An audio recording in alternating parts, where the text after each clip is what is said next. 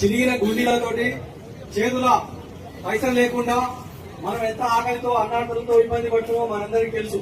ఇక్కడికి వచ్చినంటే ప్రతి ఒక్క నిరుద్యోగి నిజమే ఇంకా చాలా మంది వస్తున్నారు. నల్గొండ నుంచి మేము 20 మంది వచ్చిన ట్రైన్ లో వచ్చే వాళ్ళు మెట్రోలో ఇక్కడ లోకల్లో ఉండే వాళ్ళు కూడా వస్తున్నారు.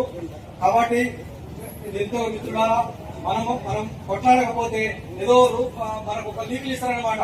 ఇప్పుడు ఓటీఆర్ చేసుకోమన్నారు, అది చేసుకోమన్నారని కేవలం నిరుద్యోగుల పునాదుల మీదనే గెలిచిన ఈ ప్రజాప్రభుత్వం అని చెప్పుకుంటున్నారు. ఇది ప్రజాప్రభుత్వం కాదు, రెండో ప్రభుత్వం అని చెప్తున్నా. ఇది మంది పుట్టిన పిల్లల్ని మా పిల్లలు అని చెప్పి రెండా కొడుతున్నారు. గత ప్రభుత్వం ఏదో 1000 ముందర నోటిఫికేషన్ చేస్తే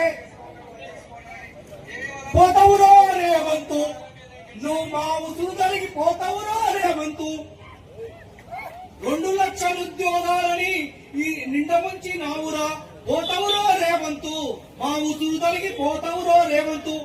జీవో 29 తెచ్చిరు. మిత్రుడు ఎంతో పోరాడిరు. నేను చూశాను రాత్రి కూడా. మీరు నల్గొండ నుంచి వస్తుంటే మమ్మల్ని ఇంటెలిజెన్స్ వాళ్ళు కొంచెం ఇబ్బంది పెట్టారు. 20 మంది మేము మిగతా ట్రక్ల ద్వారా వచ్చినాం. అయితే ఇంద్ర గాని, రవికుమార్ అన్న గాని, కయ్య వెంకటేష్ గాని, అస్మ గాని వీళ్ళందరూ ఏం పడలేక తిరుగుతుర్రా. ఇంతమంది పోరాడుతుంటే మీరు రూమ్ లో లేదో లైబ్రరీలో కూర్చొని మీరు ఇప్పటికి కూడా చెప్తున్నా, లైబ్రరీలో ఉన్న స్టడీ హాల్ ఉన్న మిత్రుల్లో కూడా చెప్తున్నా, ప్రతి ఒక్కరు వస్తేనే మన పోరాటం చేస్తుంది, మన చైతన్యం అవుతుంది. మన తెలంగాణ పోరాటంలో కూడా విద్యార్థుల పాత్ర, యువకుల పాత్ర, నిరుద్యోగుల పాత్ర ఉంది. మనం ఏదో ముడుచుకొని పంటే మనకు నోటిఫికేషన్స్ రావు. 2 లక్షల అన్న కాడ ఖచ్చితంగా ఇప్పుడు ఈ 30,000 ఎనీ గ్రాడ్యుయేషన్ 30,000 పోస్టులు రావాలి. జీపీఓ గాని, ఎంపీఓ గాని ఇవన్నీ ఎనీ గ్రాడ్యుయేషన్ 30,000 పోస్టులు వస్తేనే అందరికి న్యాయం జరుగుతుంది. తక్షణమే 30,000 నోటిఫికేషన్, అందులో జీపీఓ పోస్టులు మళ్ళా ఎంపీఓ పోస్టులు పడాలి. ఇప్పుడు మనం గ్రూప్ 1, గ్రూప్ 2 గురించి కొట్లాడుతున్నాం.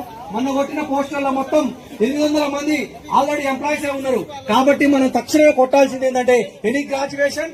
ఇప్పుడు డిఎస్సి, ఎస్ఐ కానిస్టేబుల్ కాకుండా మిగతా కాంపిటీషన్ ఎగ్జామ్ ఎనీ గ్రాడ్యుయేషన్ కి 30,000 పోస్టులు కావాలి. అది ఎఫ్బీఓ, జీపీఓ అయితేనే మనం తక్షణమే కొట్టుకోవచ్చు, బయటకు వెళ్ళిపోవచ్చు. కాబట్టి విద్యార్థులారా, మీకోసం చిన్న కవితో రాసిన నేనెవరిని ఇంకెవరిని నిరుద్యోగిని రూమ్ రెంట్ కట్టలేని వాడిని, పూటకు లేని వేటకాన్ని నిరంతరం